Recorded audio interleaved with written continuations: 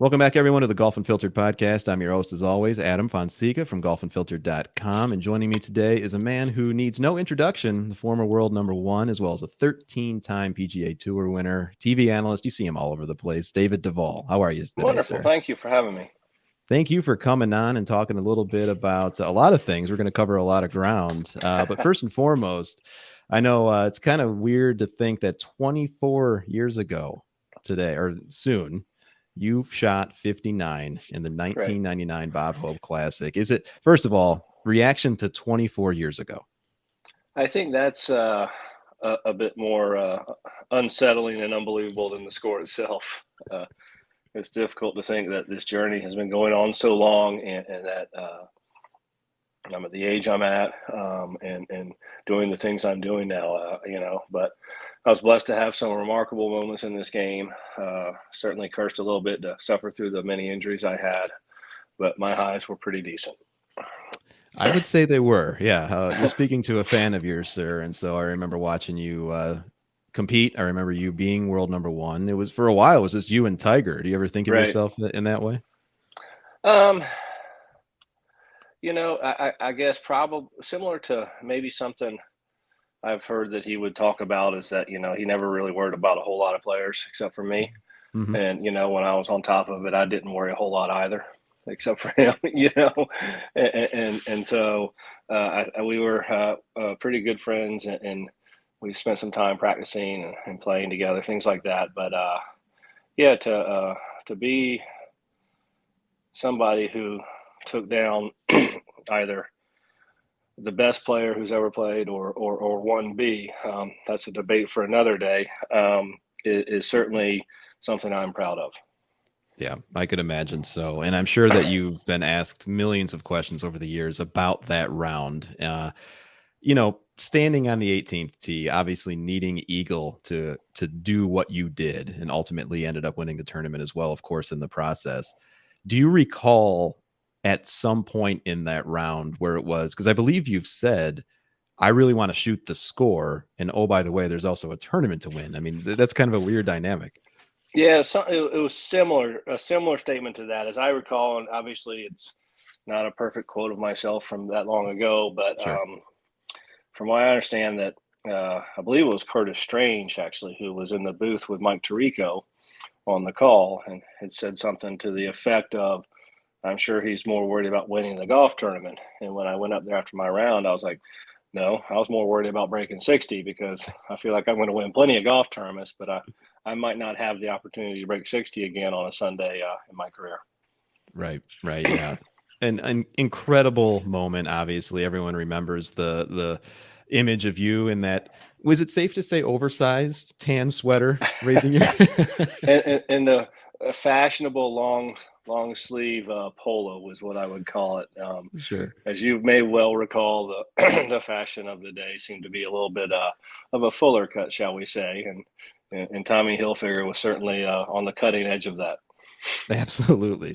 So, obviously a fun thing and well earned, of course, is the moniker Mr. 59. And so there are a few other golfers that we know, of course, right, that have accomplished the same. Is there a club? I mean, is there a special jacket that you can? We have a special handshake. Okay. Is what it is. Awesome. I don't know if it's really, no, I don't, I know Al Geiberger signs things that way. I don't know if anybody else does, and at this point there's been, you may know the specific number, but somewhere from 10 to 12 sub 60 rounds on tour. Yep. But and certainly going back to my TV analyst days, when we went on a 59 watch or somebody did break 60 and we had to talk about it, I made the point that, first of all, not all of them are created equal. Okay. A few of them of the sub 60s are 11 under par. Many of them are 12 under par. Even the 58's 12 under par. But there's only 4 rounds that are 13 under par. And that's, I mean, at least the best of my knowledge, 13 beats 12. Yep. And but to further that point, the kind of point I made is I think we sometimes got lost in the actual number, the score. Mm-hmm. And I said that my curiosity would be if somebody can get to 14 under par in a single round, because that has not been done on the PGA Tour, and that might be a 56 or a 57 or a 58. But that's kind of that I feel like that's kind of the magical number now, and Yeah. it's not like I'm up on any of them, but I was on the or up on all of them, but I was in the booth on the call out in the desert for I guess what is now the American Express, but for the Bob Mm-hmm. Hope, and Adam Hadwin was in the fairway of his last hole, 13 under par already, Right. with it was either 7 or 8 iron in hand. So that is, to my knowledge, is the only time that you could look at a round of golf and be like, there's a legitimate shot to get to 14 under par here. He missed it just off the edge of the green, chipped down to 3 or 4 feet, made that to shoot 13 under 59. But that's the first one that I know of that, there's golf left, Mm-hmm. and we can get to 14 under. You do go back to Kevin Sutherland is on the Champions Tour, albeit, but he a number of years back, he 3-putted the last green to shoot 59. Right. So Yeah. and so, but in PGA Tour golf, I think 14 under par is a magical number. Yeah, absolutely. I remember being at the BMW Championship when Furyk shot 58, and I believe he had a bogey during his round too, and that was an interesting day to say the least. And Right. it's rare. Obviously, it's rare to have these things, and you being Sure. one of the very few that were able to accomplish that. And I know it was a long time ago by now, but do you recall whether it be immediately following the achievement, maybe later that night, perhaps even the next week, when you had a moment by yourself to just kind of think about what you just did? More probably, yeah, a little bit. And obviously, it was brought up the next week in Phoenix where I played. But flying over to Phoenix that evening after the event, it was kind of like you sit down, you're like, holy crap. Yeah. I shot 59 on Sunday to win a golf tournament. After I talked to my dad, I don't recall if I think it was the next day. I think he was out, doing something. Wasn't even, I don't think, watching the event. And I think somebody called him and said, are you watching the tournament? And he's like, no, I'm running errands or whatever it was. He goes, well, David's he's got a chance to win it. He's like, what are you talking about? He was 7 behind. He's like, he's about to break 60. So, and then I remember a funny statement. Longtime great player, Open champion, Tom Weiskopf, somebody who should be in the Hall of Fame, recently passed. Mhm. He designed the course there in Phoenix at TPC Scottsdale, and I think they had asked him about it, and he made some remark to the effect of, do you think they'll, what do you think about the scores or whatever? I forget exactly, but he said something to the effect of, there's not going to, I don't see how anybody's going to shoot 59 around here. There's too much rough and too much. And I got asked about it, and I'm like, well, I'm not certainly the expert on this game, but I am fairly certain that if you're shooting 59, you're not playing out of the rough. Right. So, Yeah. and so it's kind of fun to have a little bit of fun with it. But, so much time has passed. I'll tell you what, it's not really even something I think about very much any longer. That's wild to me, actually. But that's it's a great achievement. It's something that's going to live on forever. Obviously, I'm not telling you anything new on that regard, but you are returning to the Valley. You're going to come back to the Coachella Valley next week, at the time of this recording, at least, and you're going to be playing in a PGA Tour Champions event. It's sponsored by Galleri. And so I guess the first question for you, obviously, is what drew you to partnering with Galleri? Why was that important for you to do so? Well, the answer, it'll take me a couple of minutes, but Sure. the answer just simply boils down to, look, I was asked by Miller Brady and Jimmy Gabrielson, the kind of head guys, Miller's president of the Champions Tour, to come out for the announcement of the event. And I believe it was roughly January, maybe early February of 22. announcement of the new event out there in the valley. And I'm like, sure. They're like, you have a little bit of a history out here.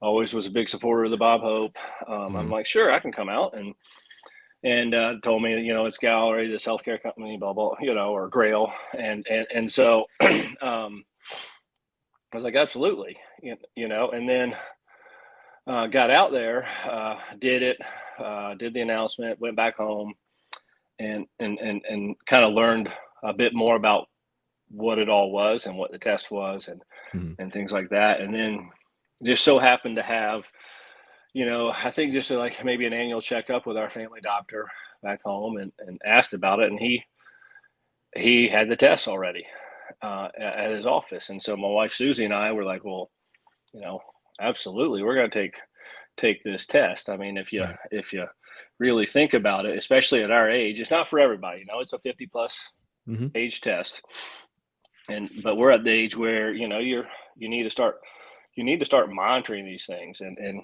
I started to learn a little bit about that test, and then the fact that if you kind of go through it, there's only I believe the number is 5 recommended screenings for cancer right now, and Mhm.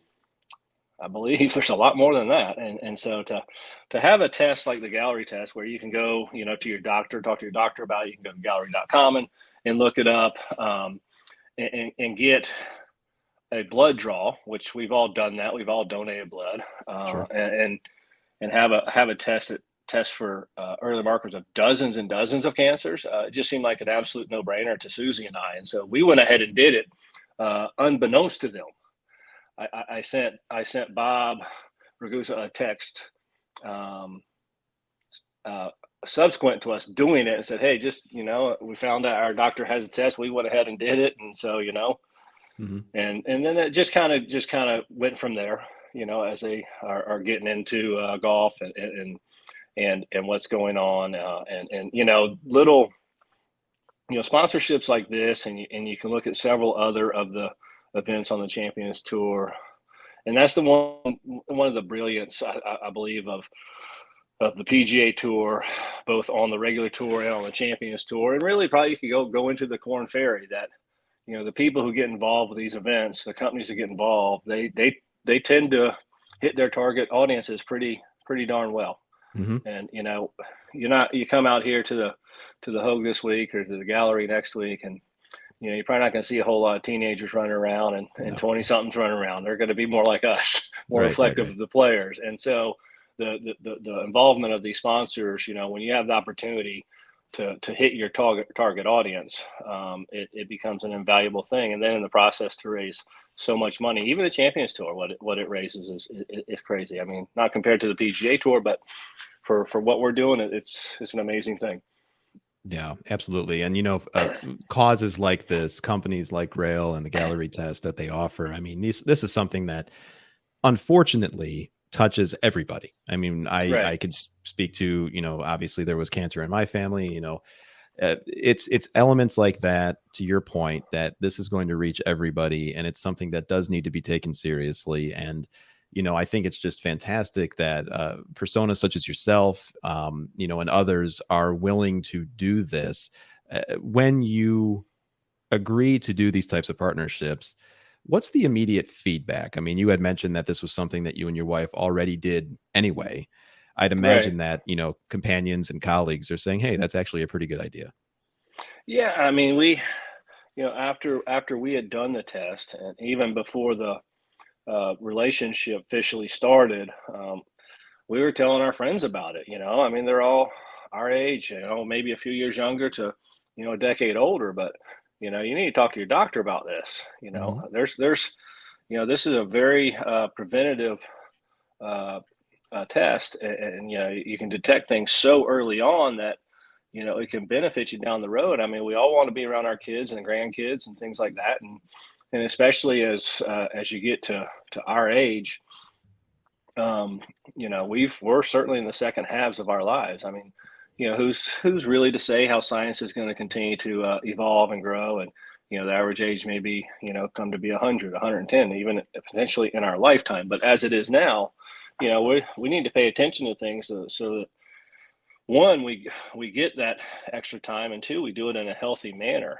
I'm probably like you. I'm not sure, don't know if you've thought about it at all, but I mean, I don't Yeah. want to be, in awful shape at 80, 75, 80, if that's the case, then, enough's enough.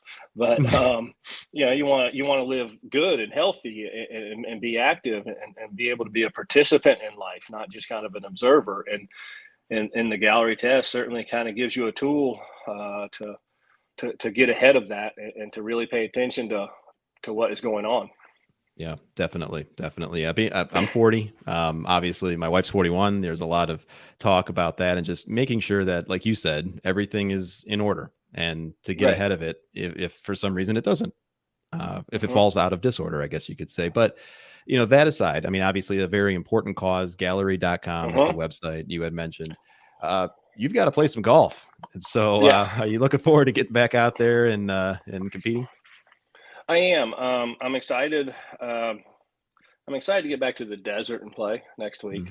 Mm, Um, I love playing last week in Tucson, or 2 weeks ago. I love that kind of golf, especially this time of year, living in Colorado.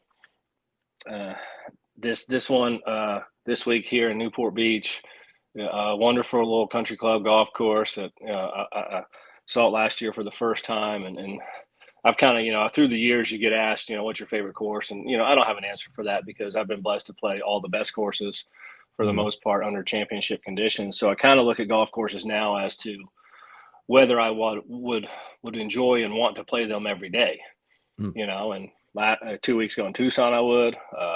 This week, it'd be great to play Newport Country Club every day, to have that kind of as your course. And there's several of those.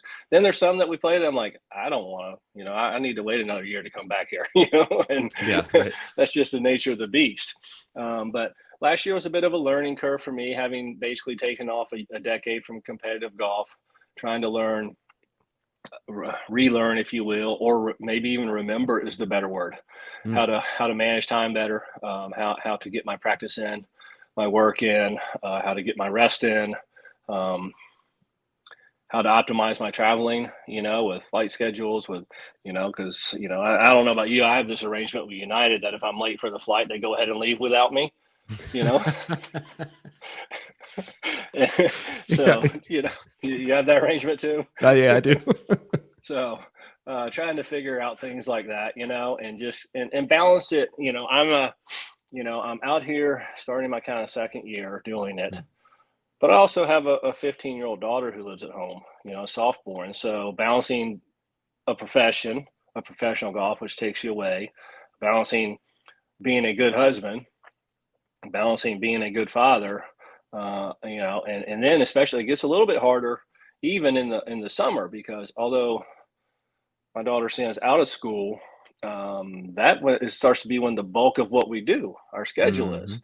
And Yep. so figuring all that out and hopefully get a bit of a better grasp on it this year. The golf might the physical golf last year was a lot better than was reflected in the scores I shot. I For the life of me, I couldn't ever figure it out, that we I just couldn't make any putts, and Mm, I don't know why. I felt like I hit good putts most of the year, but just never made anything. So I'm kind of tinkering and messing around, and I kind of looked at it.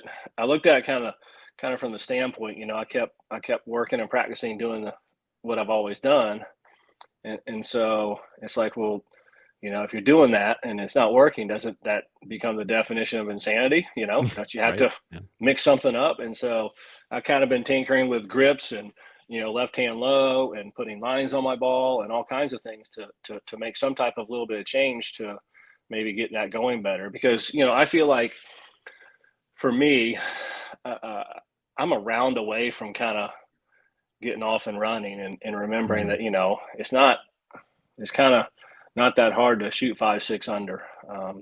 When you're hitting it far, you're hitting a lot of fairways, you're hitting a lot of greens. I just haven't been able to quite get it. I don't even want to say get over the hump. I want to say just fall on the other side, fall off Mm, the fence onto the other side, sure. because all the individual components are there except what is most important, basically in any sport and certainly in professional golf. And the only thing that does matter is your score. Yeah. as that's always the common denominator there, is whether or not you can actually perform out on the course. And so as Right. your time in the booth, kind of on the other side of that wall, so to speak, has that given you a sense of or maybe even a different appreciation for what some of these players coming up have to go through? I mean, you've lived it, you've been Right. around golf your entire time, your entire life. Yeah. I've talked about it on TV, and I'll talk about it some more. I think that there's a different it's a different athlete and a different player coming out today than it was when I came out and the generation before me. And I think a lot of that because they talked about, certainly even when I turned pro and came out on tour, talk about the learning curve, and kind of getting Right. comfortable and settling in. There's no learning curve now.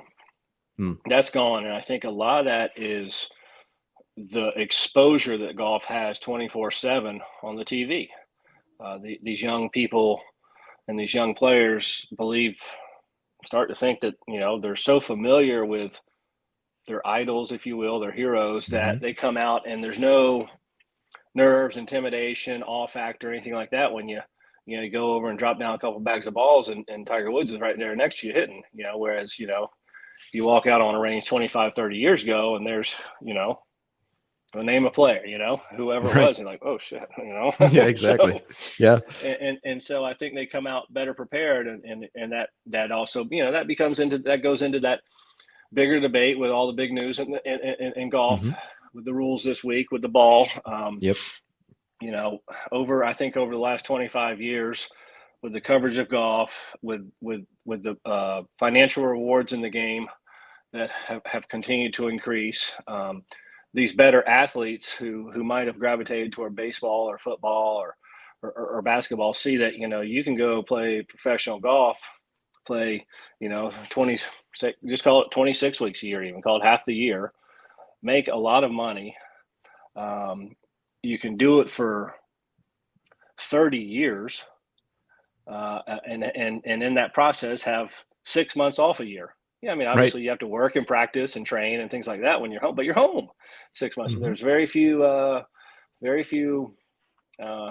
employment opportunities where that would be presented to you. And so I think you've seen a bigger, stronger, faster, better trained athlete come out Hmm. and gravitate towards this game. And that's why, with the combination of the equipment, they are maximizing things. They have better technology to figure these things out. The biometrics of it all. They're doing all these things that wasn't done 25 years ago. Right. And if you look at the improvement in the players across any sport, that's the case. I think Rory McIlroy, a few years back, he got asked something about, are today's players better than the generation before you? And I think he gave about the best, most brilliant answer you could give. He said that, and obviously I'm paraphrasing a little bit, but he said, well, yeah, we are, and we're meant to be. Hmm. If we haven't learned from the generation before us, then we're failing. If we haven't Yeah. improved upon that, we're failing. And it's not a knock against how I played or how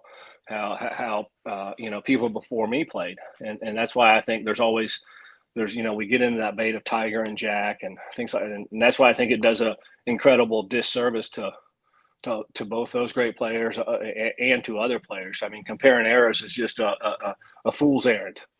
Yeah. Just appreciate what they do, and I've on the TV even talked about, like, if you look at the guys now, I mean, no, is it your grandfather's game? No, but is it meant to be? Mm. When when I turned pro in 30 years ago, 1993, I was a pretty big guy out here, Hmm. and not now. These guys are, 6'3" to 6'5", and just they're trained and they're fit and they're fast, and that's just evolution. Yeah. No, I agree with you on that point, and I know that there's a lot of opinions that are being shared to your point about the golf ball debate, and we won't get into that too much here. But at the end of the day, it's a matter of like what you just said. I mean, the game is going to continue to move forward. I think with golf, at least in my opinion, it's one of those sports that can evolve if we allow it to. Hmm. And I think as you put really well, we're kind of seeing that unfold in front of all of us. Back in the day when you had to find the answers by digging them out of the dirt, that's just Right. not the way it is anymore. Right. And so and it's even goes down to the amateur level, right? I mean, Absolutely. everything that we see in terms of ads and equipment that we can purchase, it's the same to be said there. Well, I think that, I saw in one of my articles, some writer was saying that, because he was like for it, younger person too. And, and he was like, well, the access to the extra stiff shafts and the access to the muscle back irons and the access to these drivers. And I'm like, you have access to all of that. And I saw somebody even say that, I can't get the Scotty Cameron putters that the Tour pros do. Yeah, you can. They're all the same. It's the same. And they might do different things to the neck and how the player wants to look at it, but the actual head itself is the same, and what makes like everybody's chasing the Circle T's. Well, it's the same Newport or whatever. They just stamped it with a Circle T on it.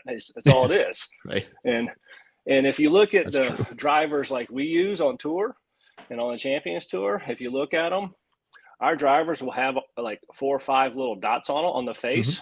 Yep. Because they're testing them to make sure they don't go past the limits, anything. Now, if you want to get a faster driver, don't use one of ours, because ours gets tested. Y'all, the ones at retail don't. And it's just kind of crazy that, because all these manufacturers have become so good at pushing the limits, and it falls back onto the failure of the governing organizations to have set up these testing and these regulations so long ago and not adapted them over the years if they felt like there was an issue.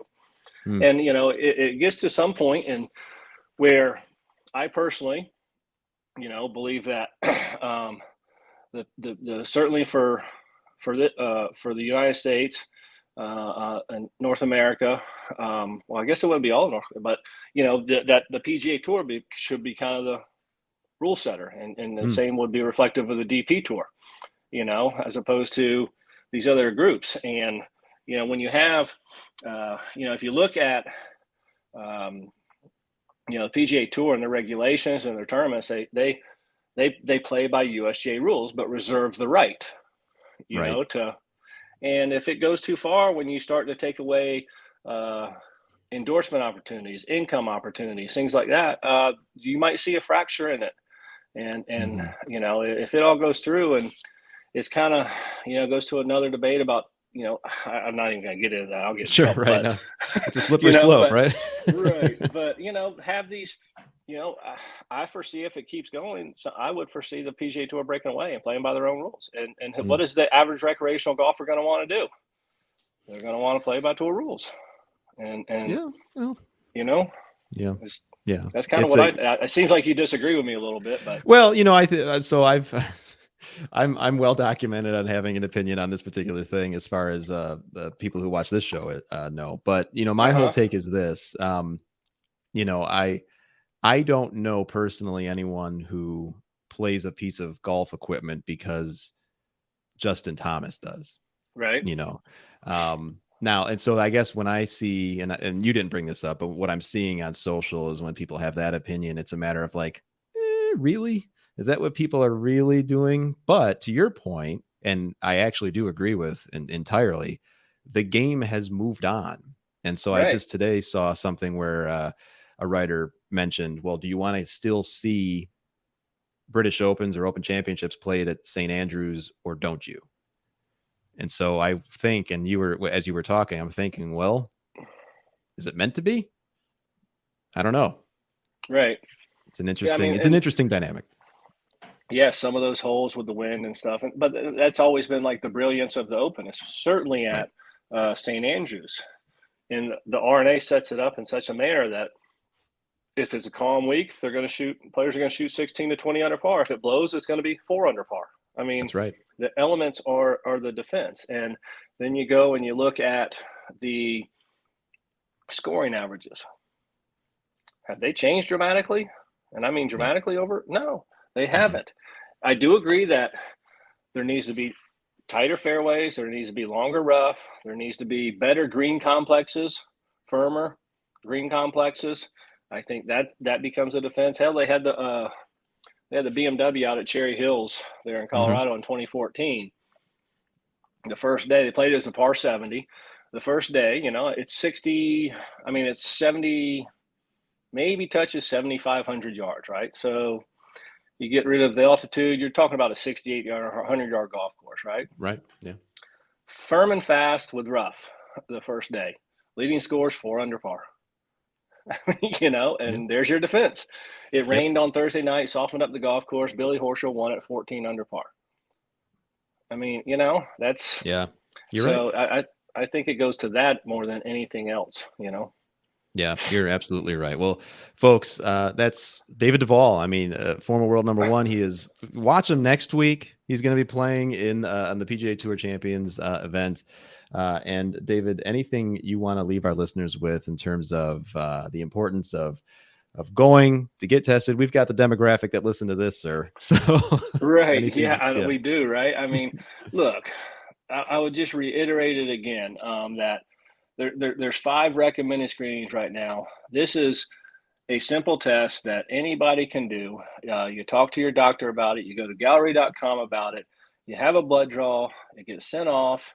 And within, a very short period of time, it comes back and tests for dozens and dozens of early markers for cancer. And now you have an idea what's going on, and you can move forward. And catching it this early, increases the rates of success that much more. And I think, it's kind of with the advent of this test coming along, it's kind of like brushing your teeth and flossing, right? Why aren't you doing it?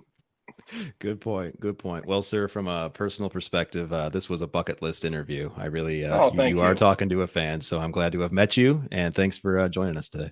Absolutely. You have a wonderful day.